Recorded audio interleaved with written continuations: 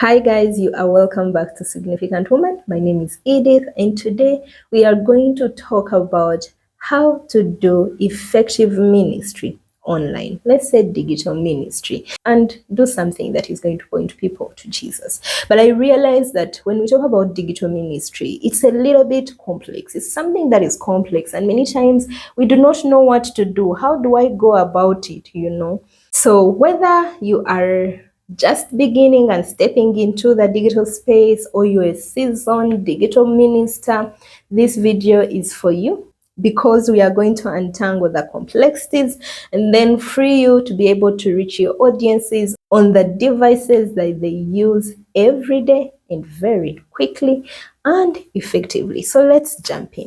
So there are steps that you need to really have at the back of your mind as you launch your ministry online. And that is what we are going to go through step by step.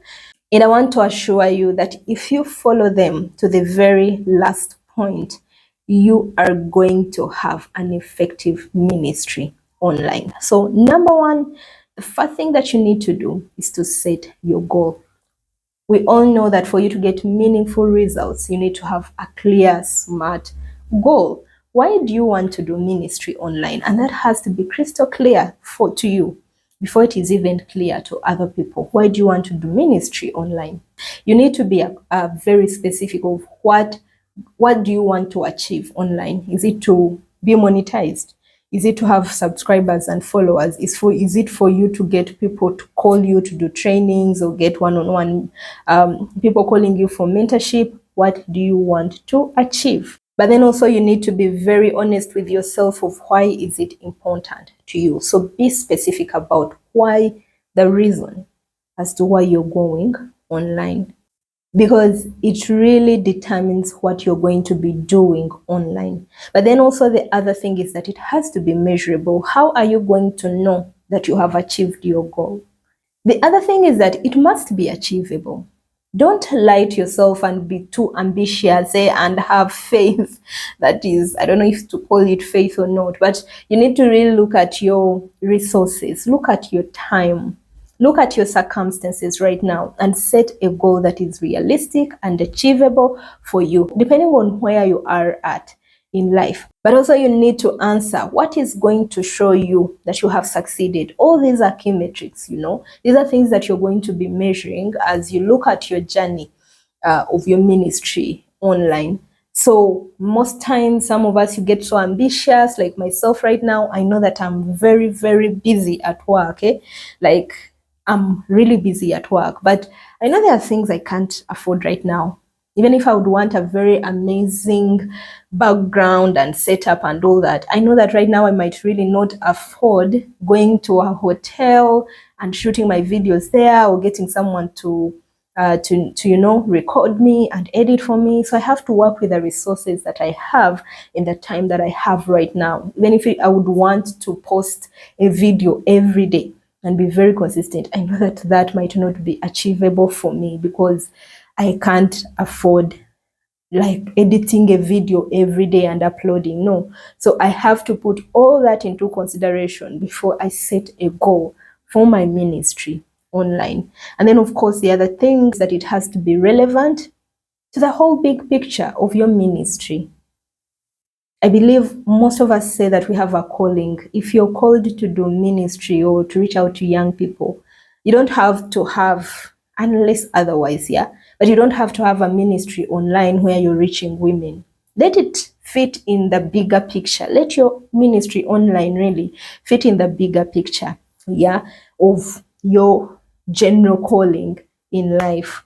And then, of course, time bound. You need to have a time frame of how long is this going to take me, to achieve this or to do this. For some of us, you being online or talking about this topic or addressing these people, it might be just for a short time, It might be just for a while. It might be a short-term thing, or it might be a long-term thing. So you need to really fix time and know that, well, this is how long it's going to take me to achieve my goal. and then you go for it. You've had people who do campaigns online. That's something that we can talk about maybe in the future. But if you're going to do a campaign, you need to give it a point. You need to give it a time frame, and you know that we're going to begin by this time and then end by this time. So don't just do things for open. No, have a time frame that you are working with.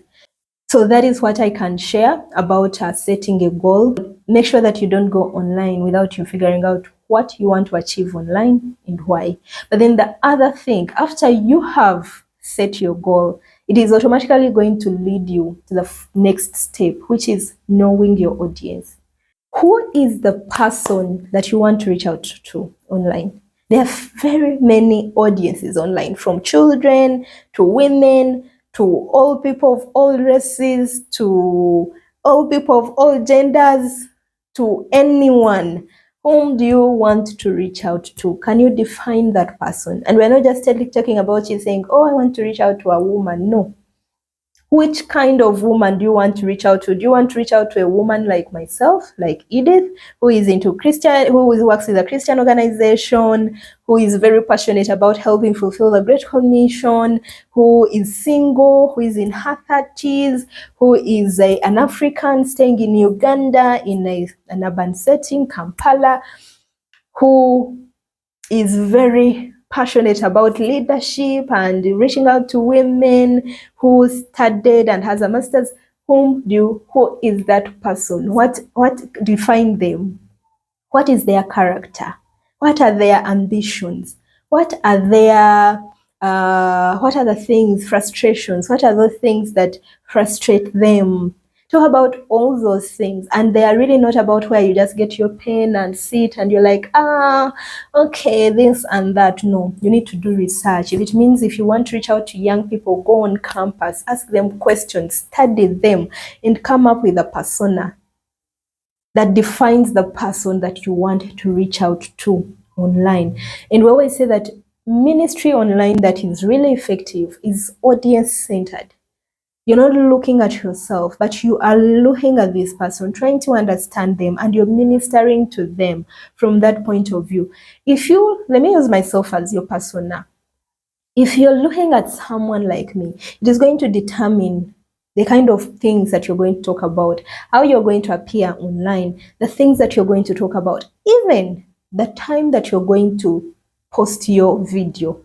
Because if you're talking to someone like me, that means that you might think of making sure that I see your videos maybe at night when I'm at home and relax, because during the day I'm going to be busy. So those are some of the things that you really need to do for you to be able to know your audience.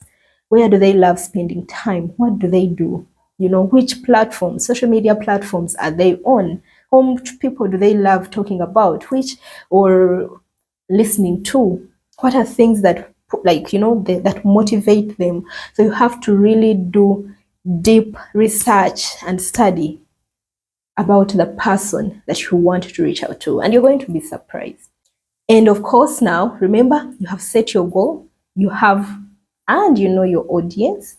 The next thing, step number 3, is for you to start creating content, because you have a goal. You know your audience and the things that they need, so you need to start thinking about which content are you going to use to reach them. And I think I alluded to it, because if you want to reach out to an Edith, that means that you are going to talk about things that really, or create content that really addresses her needs, or fits in her passions and ambitions. If we're talking about leadership or women leadership, you will probably get my attention, So if you want to talk to women like myself, and they're in leadership and they're working with a Christian organization, so you see already how it is actually shaping the kind of content that you're going to be using. And then you go to the depth of it. Or if it's preaching, how are you, your content, is it going to be long form videos? Or is it going to be short form videos?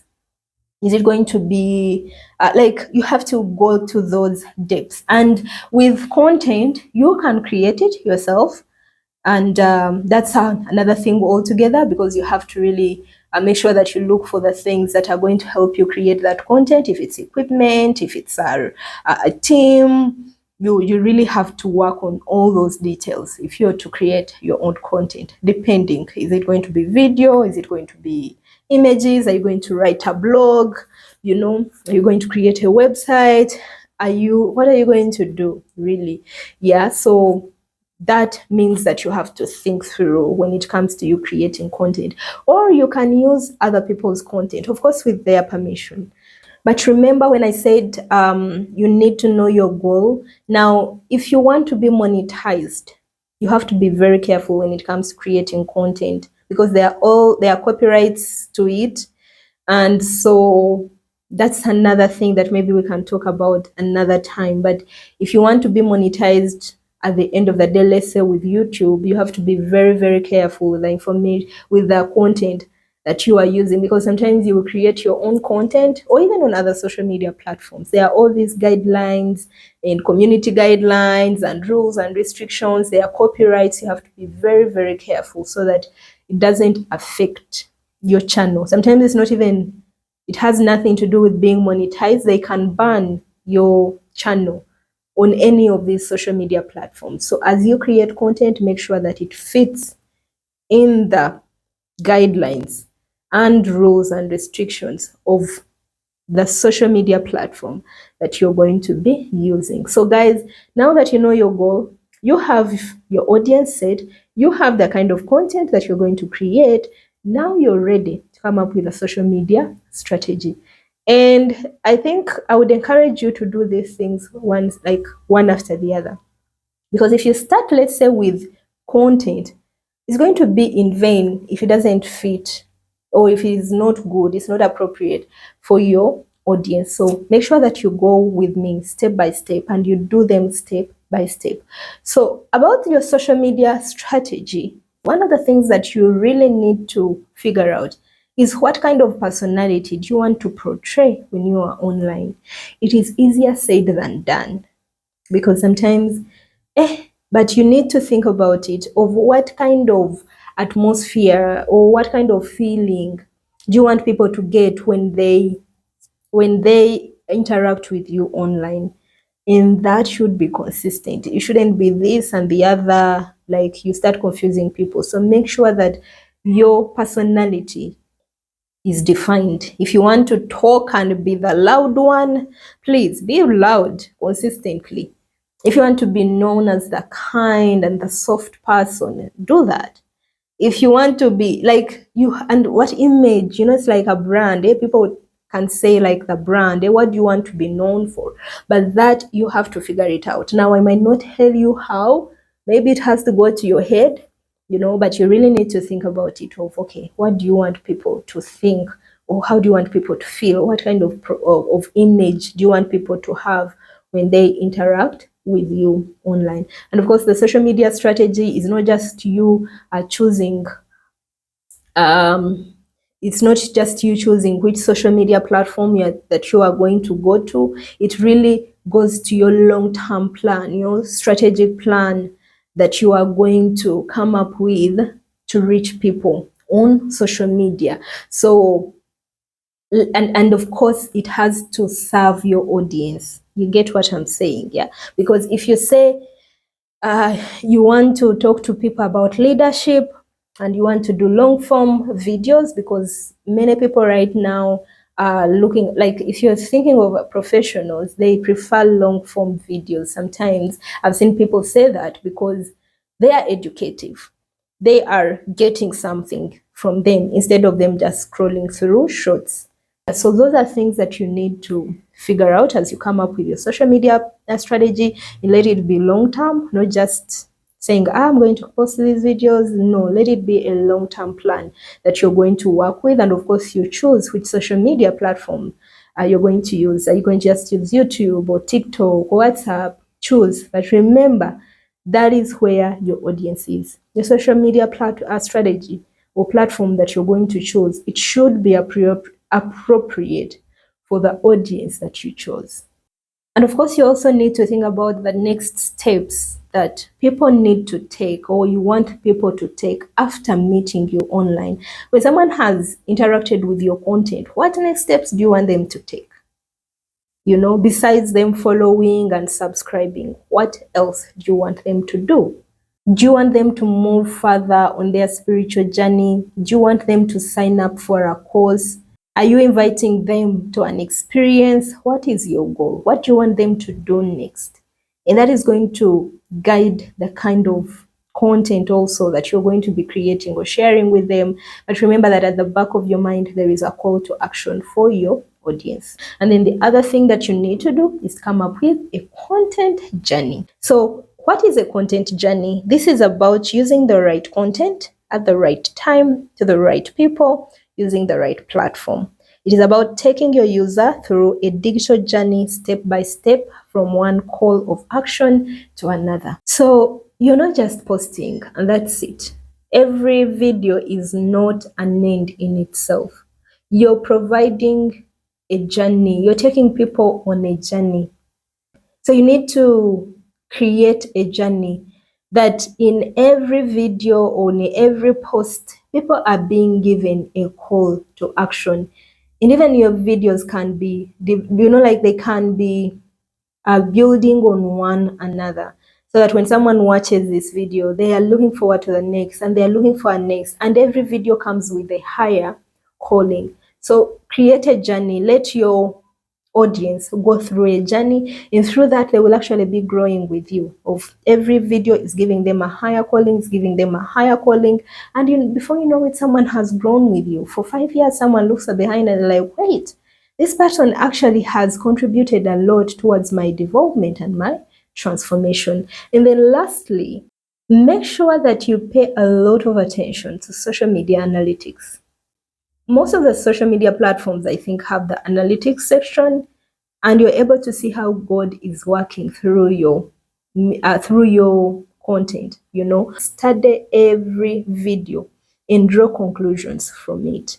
And why is it very important for you to pay attention to the analytics? Number one, it will help you to know if your message is relevant to your users or to your audience. And then it also helps you to see how God is at work. You will be surprised when you go into the analytics and you realize that actually people who are watching your videos are from other countries. They're from the US. Like, I'm from Uganda, so they're from the US, from Ethiopia, wait, I have people who are listening to me from these countries that you never even thought about. Sometimes it's interesting that you find that people from your own country actually not even watching your videos.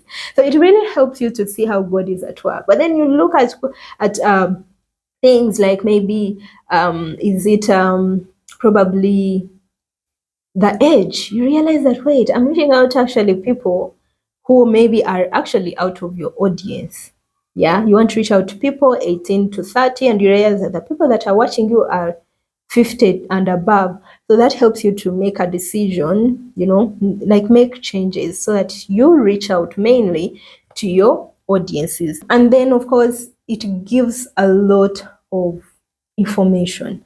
Yeah, you look at YouTube. Sometimes when you're looking at your video and how it is doing, they will tell you whether you need to maybe improve on the thumbnail, or whether you need to improve on the title, and they tell you whether people are dropping off so much or why the video is working as it is.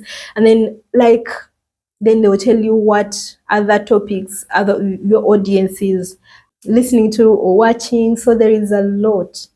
The main reason as to why you need to look at the analytics is to, first of all, know how your video or your content is doing, but then also from that information, you're able to draw conclusions and make changes or adopt where necessary. So friends, those are the 6. Are they 6 steps? Know your audience. Set your goal. Know your audience. Come up with your content, and come up with a social media strategy. Create a journey, a content journey, and then also understand social media analytics. But also, if you want to learn more about how to do ministry digitally, you can reach out to me. Send me a message. I'm going to put my number in the description. In the description, you can reach out to me and we can talk more about this. Thank you so much for watching. Please share with me what stands out for you, what you think about these tips. What do you find so easy or what do you find so difficult? But also, if you're already a seasoned digital strategist, you're an online minister, you can share with us some of the things that you had to do to have an effective ministry online. But thank you so much for watching. Please do not forget to subscribe. Do not forget to like this video and please share it with other people out there who might really gain from these insights. And I'm going to see you in my next video. If you have any question for me, please do not hesitate to send me a message, a private message, but also you can share in the comment section and I'm going to respond. Thank you so much and bye.